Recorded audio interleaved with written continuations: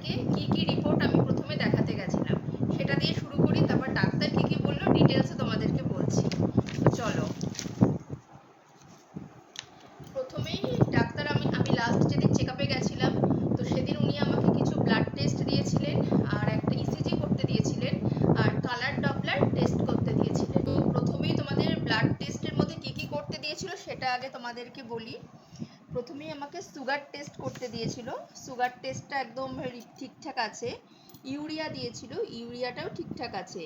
ক্রিয়েটিনিনও দিয়েছিল, সেটাও আমার নর্মাল রেঞ্জের মধ্যেই রয়েছে, কোনো প্রবলেম নেই, তোমরা দেখতেই পাচ্ছ। তারপরেই আমাকে এলএফটি মানে লিভার ফাংশন টেস্ট করতে দিয়েছিল। এখানে একটু প্রবলেম আছে, একটু গন্ডগোল আছে। ডাক্তার তার জন্য নতুন করে আজকে একটা ওষুধ প্রেসক্রাইব করেছে, সেটা আমাকে কিছুদিন কন্টিনিউ, হ্যাঁ মেইনলি এই জায়গাটায়, এগুলো তো অতটা ডিটেলসে বুঝি না, তোমরা দেখতে পাচ্ছ। অ্যালকালাইন ফসফেট, হ্যাঁ এইটা একটু বললো অনেকটাই বেশি আছে, তো এটার জন্য ওষুধ দিয়ে দিয়েছে। তো যাই হোক, এই যে থাইরয়েডটাও আমার বরাবর ঠিকঠাকই ছিল, কোনো অসুবিধা নেই, থাইরয়েডও নর্মাল রেঞ্জেই রয়েছে। এটা কি হিমোগ্লোবিন নাকি? না সিবিসি টেস্ট, এটা কি কমপ্লিট হিমোগ্লোবিন। আচ্ছা আচ্ছা, এইটাও সব ঠিকঠাক আছে, কোনো অসুবিধা নেই।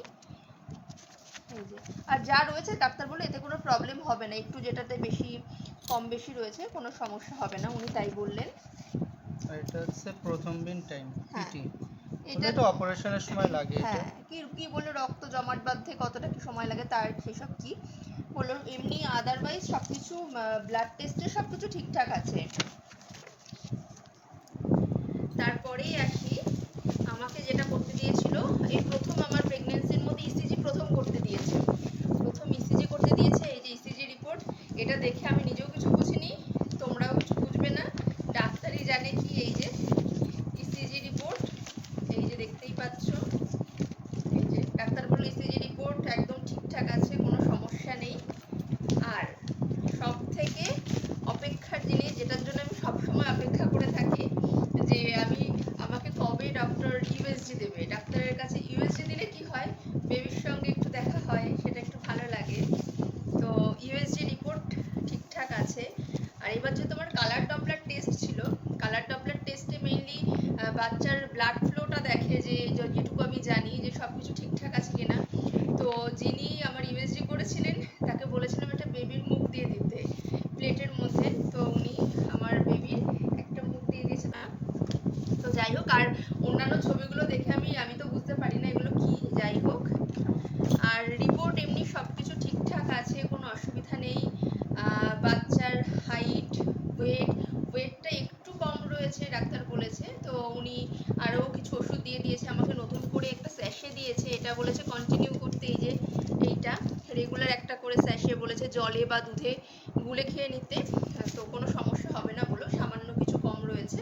ইউএসজি রিপোর্টও সব কিছু ঠিকঠাক আছে, কোনো সমস্যা নেই, কোনো প্রবলেম হবে না। তো এই গেল রিপোর্টের ব্যাপারে।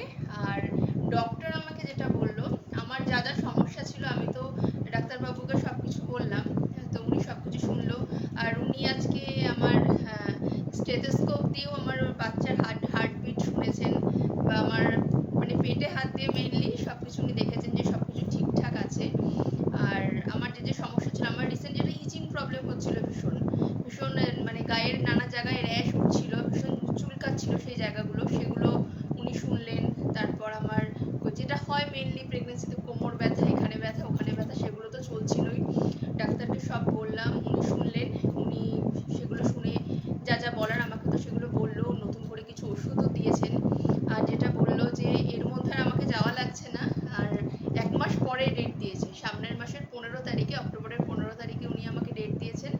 তো বলেছে ওই দিন আবার যেতে, ওই দিন গেলে হয়তো আমাদেরকে ডেট দিতে পারে, তাই তো নাকি?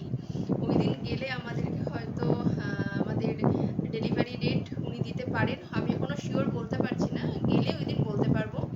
তো এই হচ্ছে, ডাক্তার বললো ওভারঅল সব কিছু মোটামুটি ঠিকঠাকই আছে, টেনশনের কোনো ব্যাপার না, বললো যে আমি এবং আমার বেবি দুজনেই আমরা সুস্থ আছি। আর একটা যেটা বলবো, এই নিয়ে আমার কালার ডপলার টেস্টটা হচ্ছে আমার 4 নাম্বার ইউএসজি। এর আগে আমি আরো 3টে ইউএসজি করেছি, সেটা প্রথমটা ছিল হচ্ছে এফপিপি, ডাক্তারি ভাষায় যাই সেকেন্ড ছিল হচ্ছে এনটি স্ক্যান, থার্ড ছিল হচ্ছে অ্যানোমালি